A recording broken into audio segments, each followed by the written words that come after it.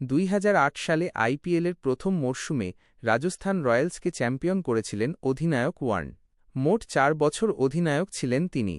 তবে শুধু অধিনায়ক নন, দলের কোচও ছিলেন তিনি। রাজস্থানের দলের ক্রিকেট সংক্রান্ত সব সিদ্ধান্ত নেওয়ার অধিকার দেওয়া হয়েছিল ওয়ার্নকে। এত দায়িত্ব দেওয়ায় ওয়ার্ন তার চুক্তিতে একটি শর্ত জুড়েছিলেন।